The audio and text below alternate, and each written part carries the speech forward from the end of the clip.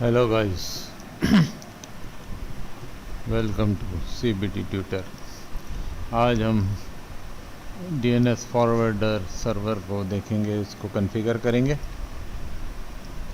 ये हमारे सामने एक डायग्राम है जिसमें ISP से हमारा सर्वर अटैच है और वैन IP 192.168.71.1 है। हर एक की अपनी अलग होगी। मेरे पास ये है सेंटोस 8 का सर्वर है, प्लस फायरवॉल इनेबल है, लोकल DNS है जिसमें एक जोन बना हुआ है,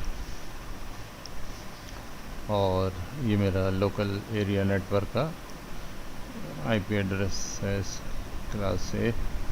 इसमें विंडोज़ और open source mix operating systems हैं, वर्कस्टेशन इनको कनेक्ट किया हुआ है लोकल एरिया में। अब कोई DNS की क्यूरी, अगर इनमें से कोई एक कंप्यूटर अगर जनरेट करता है तो वो हमारे लोकल DNS के पास जाती है। जैसे कि एग्ज़ाम्पल के तौर पे कि अगर कोई याहू को पिंग कर रहा है या किसी और वेबसाइट को पिंग कर रहा है तो वो हमारे पहले लोकल DNS पे जाएगी। लोकल DNS में हमने फॉरवर्डर कॉन्फ़िगर किया हुआ है, साथ साथ तो वो फॉरवर्ड कर देगा एक ISP को या दूसरी DNS सर्वर को, जो कि ISP के through rest of the world, तो वो याहू की रिक्वेस्ट को या कोई और सर्वर को हमारे पास लाके फॉरवर्ड कर देगा। क्योंकि ये लोकल DNS में हमारे पास कोई ऐसा सिस्टम नहीं है, तो इसलिए हम फॉरवर्ड को इस्तेमाल करेंगे ताकि बाहर की रेस्ट ऑफ द वर्ल्ड की वेबसाइट को, मेल को किसी को भी पिंग करना चाहे तो वो किस तरह करेगा, तो वो हम अभी देखते हैं।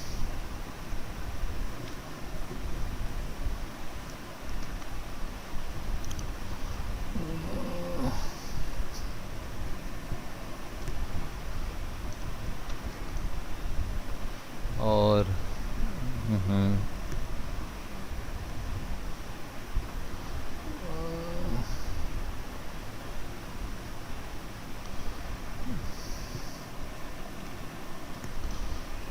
हमारे पास ये कॉन्फ़िगर है। इससे पहले जो मेरी DNS की लैब्स हैं वो आप देख लीजिएगा, जिन्होंने प्राइमरी, सेकेंडरी, कैशे सर्वर्स उसमें कॉन्फ़िगर हैं। इसको मैंने एज इट इज़, मेरे पास सब कुछ एज इट इज़ बना हुआ है। इसमें मेरे पास सॉफ्टवेयर इंस्टॉल है। अगर आपको ये सब देखना है तो मेरी पिछली वीडियो उसको देखिएगा। इसके अंदर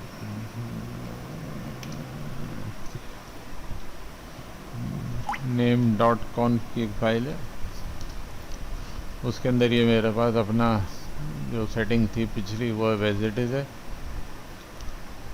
जिसमें मैंने बताया गया कि ये मेरा सर्वर का IP है।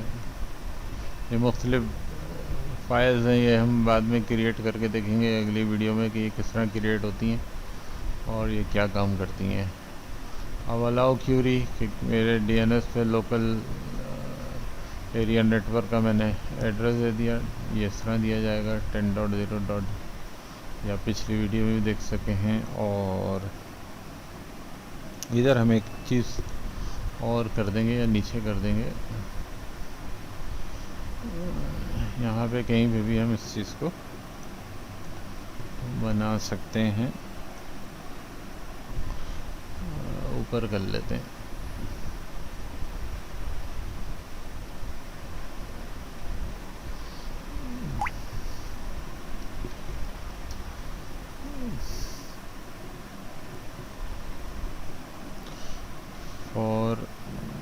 फॉरवर्डर्स इस तरह लिखेंगे, स्पेस देंगे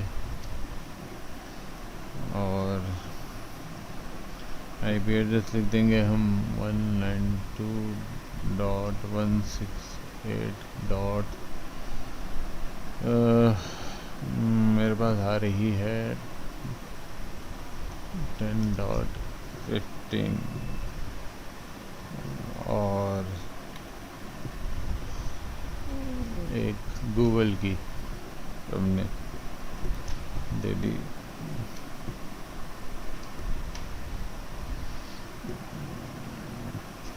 इस तरह बंद कर दिया और यहाँ लिख देंगे फॉरवर्ड ओनली। ठीक है, इसको सेव कर लेते हैं। आईपी एड्रेस चेक कर लेता हूँ एक दफ़ा।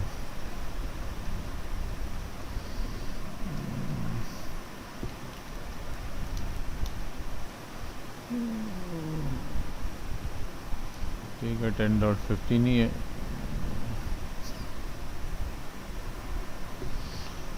बल्कि 15 नहीं होगा, यहाँ पे हमारे पास होगा 1।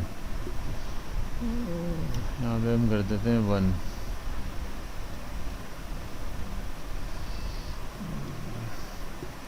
तो मेरे कंप्यूटर का है। ये करने के बाद एक फ़ाइल को चेक कर लेते हैं, रिजॉल्व, जो कि बहुत इम्पोर्टेंट फ़ाइल है। इसमें ये हमारे पे 2 नेम सर्वर हैं, एक लोकल और एक बाहर भेजने का।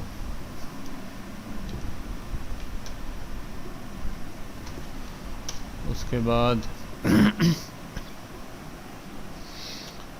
हम इसकी सर्विस स्टार्ट करेंगे। उससे पहले मैं आपको दिखा दूं कि vim/etc/name.rfc,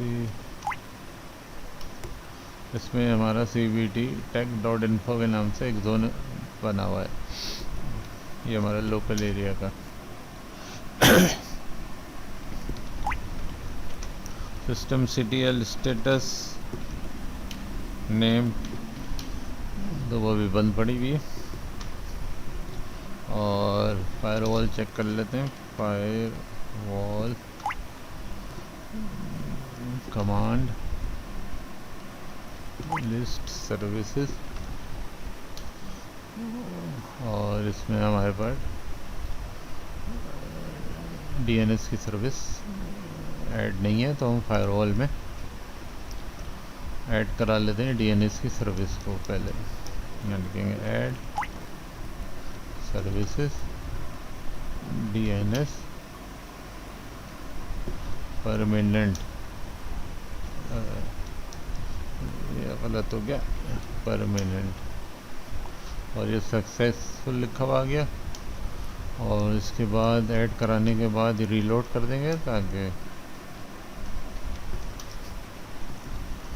ये भी सक्सेस होगी। फायरवॉल में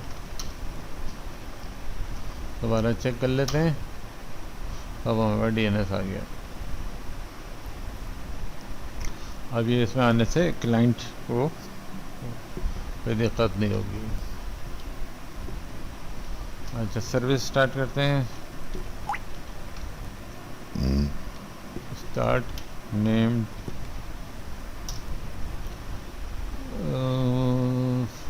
टर्नल एससीटी स्टार्ट नेम।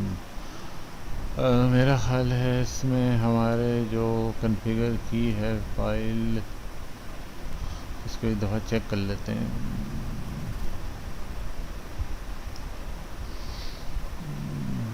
कि इसमें लिखना क्या है, कोई इसमें मिस्टेक तो नहीं हो गई। हाँ, ये मिस्टेक हो गई एक, यहाँ पे ये नहीं आएगा, इसकी जगह ये आएगा। ये छोटी छोटी मिस्टेक होती हैं, बहुत एहतियात से करना होगा। अब दोबारा से स्टार्ट करते हैं सर्विस को। ये क्लियर हो गया, एक छोटा सा पॉइंट मिस्टेक था। अच्छा, अब ये जब भी कंप्यूटर ऑफ हो गया ऑन होगा तो ये सर्विस स्टॉप होगी, क्योंकि इसका अगर आप स्टेटस देखें, ठीक है, तो ये अभी तो ऑन है, लेकिन ये डिसेबल मोड में है अभी, यानी जब अगली दफ़ा आएगी तो ये डिसेबल लोड नहीं होगा। तो हम इसको क्या करेंगे, इसको इनेबल कर देंगे, सिस्टम ctl इनेबल नेम, ये हो गया। ठीक है, अब ये जब अगली दफ़ा आएगा तो ये, अब आप ये देखिए लोड यहाँ पे डिसेबल था, अब ये इनेबल हो गया। अब नेक्स्ट टाइम जब भी कंप्यूटर ऑन होगा तो डीएनएस की सर्विस चल रही होगी। सॉरी, एनएस लुकअप www.yahoo.com, ठीक है। और हमारा था cbt tech.info,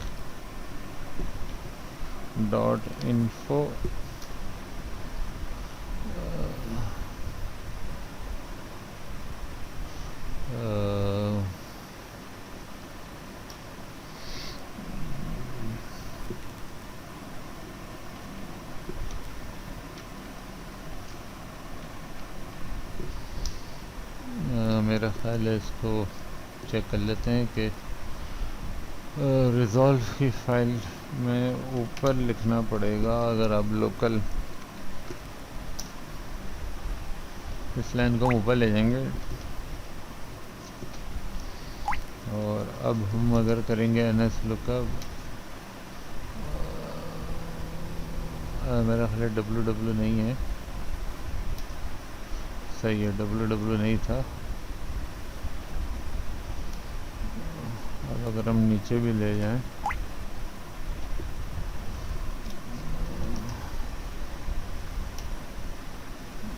सही है, ठीक है, वो ऊपर नीचे करने से हो जाएगा। अब हम क्या करते हैं कि हमने माइक्रोसॉफ्ट की मशीन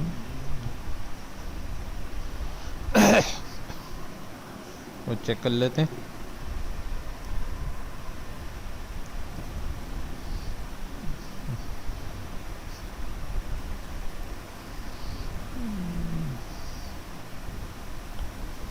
और इसमें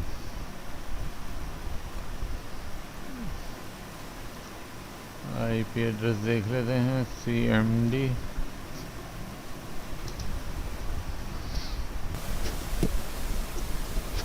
ओके गाइस। अब हम DNS चेक करते हैं कुछ कमांड से। क्यूरी ns look up की कमांड चलाकर यहाँ हम अपना लोकल DNS का नंबर देते हैं तो उसने रिजॉल्व कर दिया।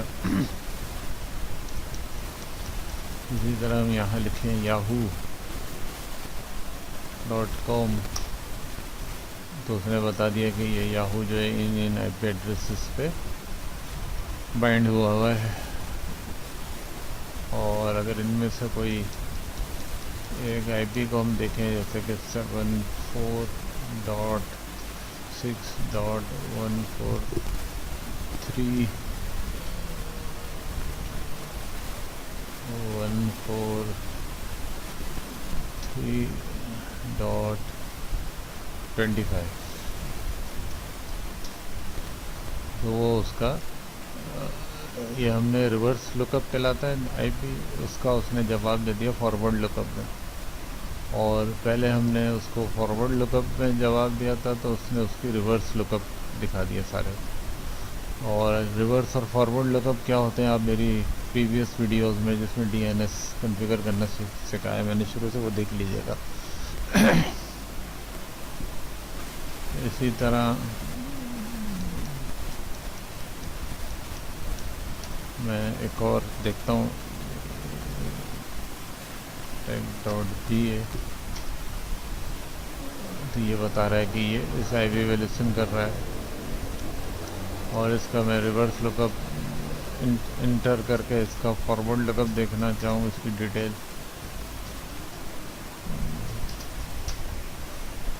तो वो बता रहा है ये होस्टेड बाय प्रीवा। इसी तरह गूगल आप अगर करना चाहेंगे तो गूगल का आ जाएगा।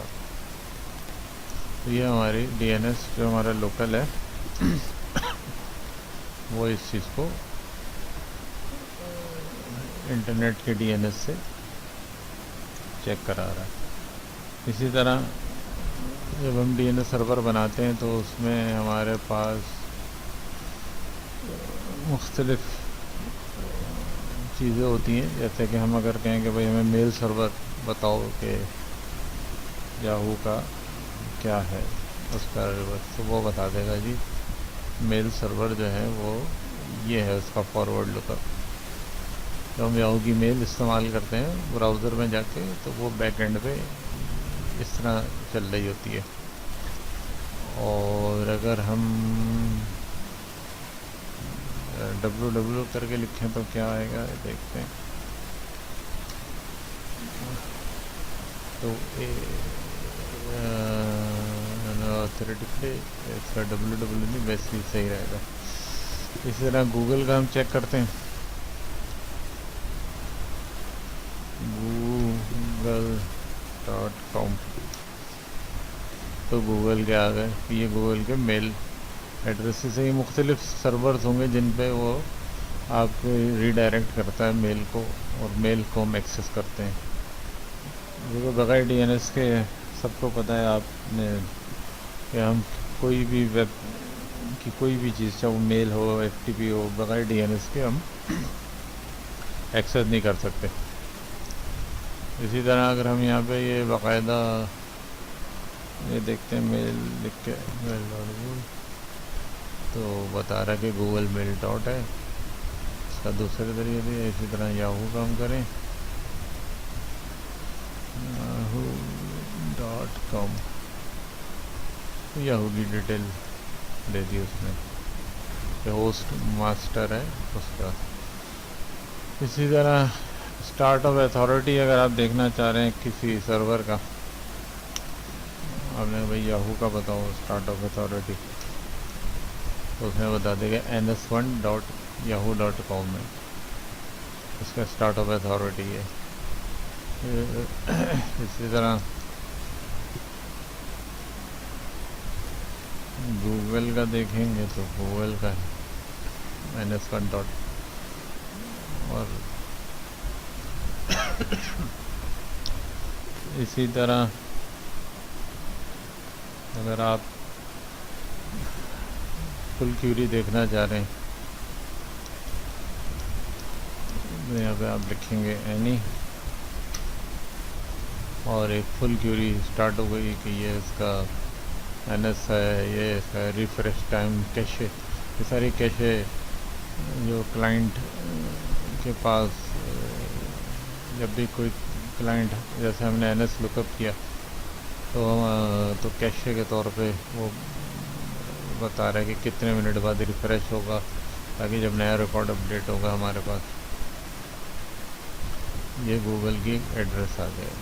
ठीक है जनाब। इसी तरह एक और चीज़ होती है, याहू का देख लेते हैं।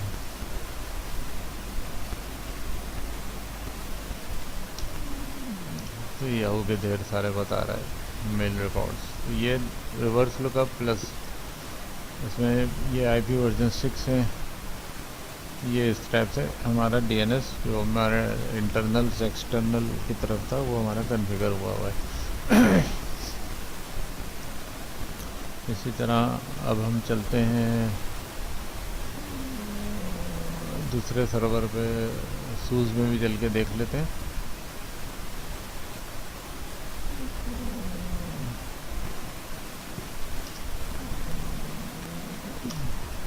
और उसमें हम देख लेते हैं उस कि वो हमारे इस सर्वर पे जा रहा है।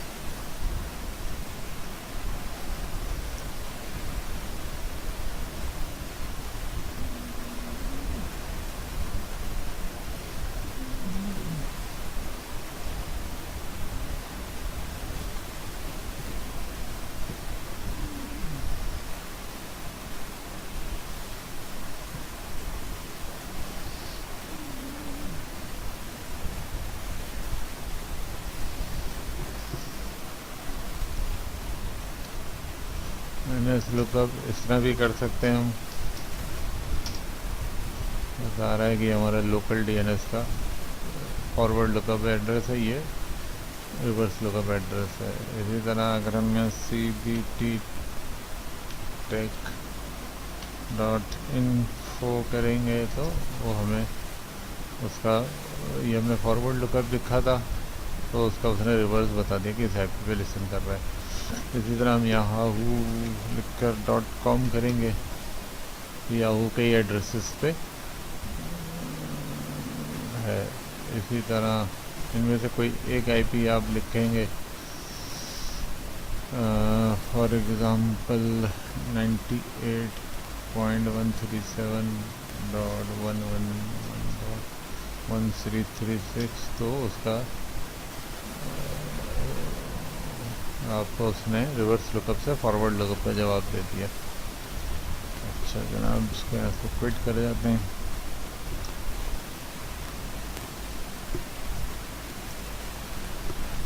और NS लुकअप के साथ आप क्या देख सकते हैं, www.google.com, उसका इस तरफ भी जवाब आ गया। IP एड्रेस उल्टा लिखेंगे तो उल्टा हो जाएगा। इसी तरह क्यूरी अगर मेंटेन आप करेंगे, -query = मेल सर्वर कौन सा है गूगल का, तो वो बता देगा आपको।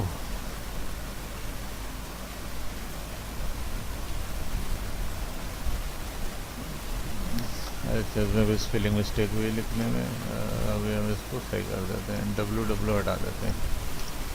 तो अब उसने मेल के सारे रिकॉर्ड दिखा दिए ये फॉरवर्ड लुकअप में कि google.com मेल एक्सचेंजर उसका इस नाम से।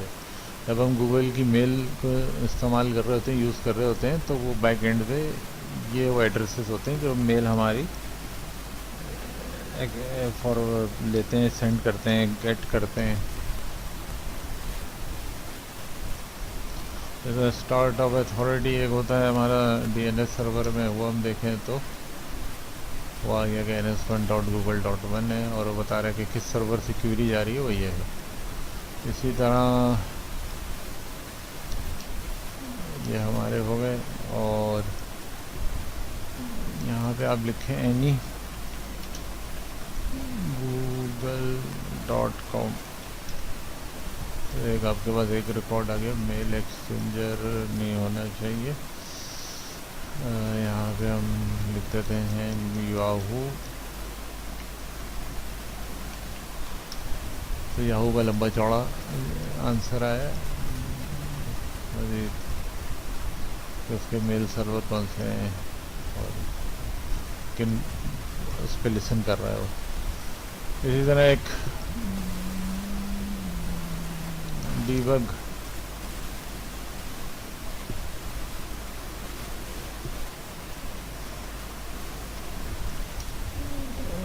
में वो सब कुछ बताता है कि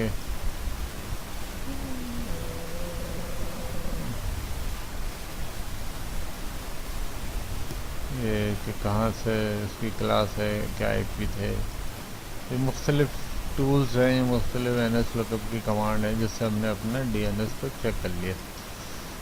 अच्छा, अब एक और कमांड होती है डिग हम देखते हैं www.google, बल्कि गूगल बहुत हो गया, cnn.com। अब इसमें होता क्या है कि हमने उसको कहा कि भाई ये ढूंढ के लाओ इसके बारे में, तो उसने बताया कि जनाब ये क्यूरी आई है, एक क्यूरी है, 5 आंसर हैं उसके, और वो 5 आंसर क्या हैं, तो उसका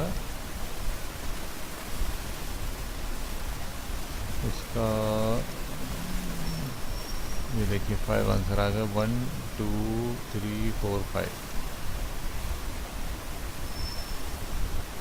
और 562 मिली सेकेंड के अंदर वही रिकॉर्ड को लेकर आया, बताया कि किस सर्वर से गया है, किस टाइम क्या है। तो ये उसका एक रिकॉर्ड आ गया सारे डिग करके। अगर हम इसमें लिखें अपना मेल एक्सचेंजर, तो वो बता रहा है कि एक क्यूरी है, एक ही आंसर है, जिसमें ये बता रहा है कि जी इसका मेल का ये वाला हिस्सा है। ठीक है जनाब, ये था हमारा ये वाला सेशन जिसमें हमने फॉरवर्ड लुकअप को देख लिया है। और वीडियो को लाइक कीजिएगा, शेयर कीजिएगा, और जो चीज़ नहीं समझ में आए तो कमेंट्स में पूछ लीजिएगा। अब नेक्स्ट वीडियो में मैं मज़ीद इसकी और एडिशनल डीएनएस की कुछ चीज़ें आपको बताऊंगा वीडियो बना के। Thank you for watching this video, और नेक्स्ट वीडियो के लिए वेट कीजिए।